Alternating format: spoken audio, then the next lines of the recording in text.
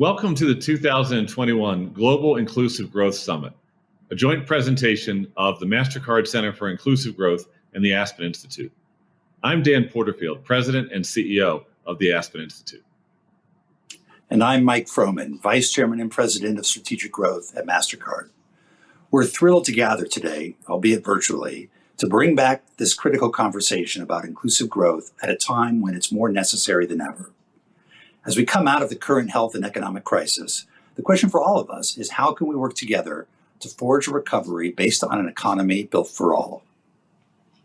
Growth, of course, is predicated on investment, and the type of economic growth we'll have to have as a society is dependent on the things we choose to invest in, both monetarily and more broadly, in the way we direct our energy and political capital into programs, policies, and people that can make a difference. Here in the closing months of 2021, it's become almost a cliche to say that COVID exposed the fractures across our societies, but nothing could be truer.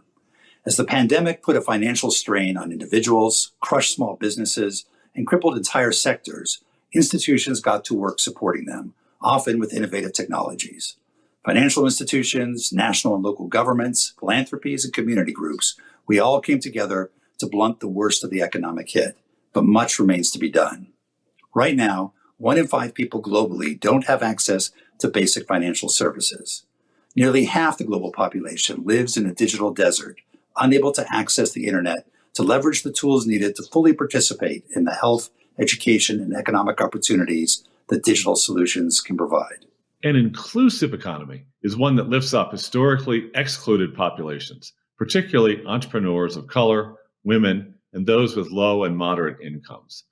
At the Institute, our Partnership for an Inclusive Economy has coalesced our programs and platforms to help shape federal, state, and local action on cash assistance programs, social safety net policy reforms, and moratoria on evictions and student loan debt. As a part of this summit, we will hear from a number of leaders who are making commitments to moving this work forward. We're partnering with the Mastercard Center for Inclusive Growth in many ways and are deeply grateful for our relationship with the Mastercard team.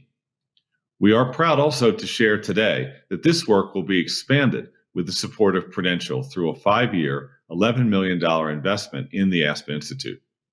Called Equity Reimagined, this pioneering investment builds on Prudential's long-standing partnership with the Institute to shape the future of work, wealth, and capitalism by improving job quality, empowering people to build financial security, and amplifying wealth creation opportunities for historically underserved communities. Already, we've unlocked hundreds of millions of new dollars in capital for deployment by minority depository institutions, enabling them to invest potentially billions more in communities of color. A sustainable and inclusive economy is one that's grounded in decency and centered on extending the benefits of the digital economy to all, including those at the base of the pyramid. We seek to contribute to this by aligning around a set of core principles for financial inclusion, such as those promulgated by the Edison Alliance, which emphasize the importance of developing systems that are digital and inclusive by design and are commercially sustainable over time. We're connecting individuals to the digital economy at the base of the pyramid in Africa and Asia, partnering with fintechs and telecom companies, and we're providing services to underserved individuals right here in the United States through partnerships like the one we have with the City of Los Angeles and the Angelino Connect program. We're unlocking new ways for micro businesses to access credit in Africa, Asia, and Europe, and for women-owned entrepreneurs to digitize their businesses in conjunction with USAID and the Development Finance Corporation. And through our Strive program, we're helping small businesses get digital, get paid, and get access to capital. Finally, we're committed to being good stewards of the planet by making sustainability an internal and external focus of our organization.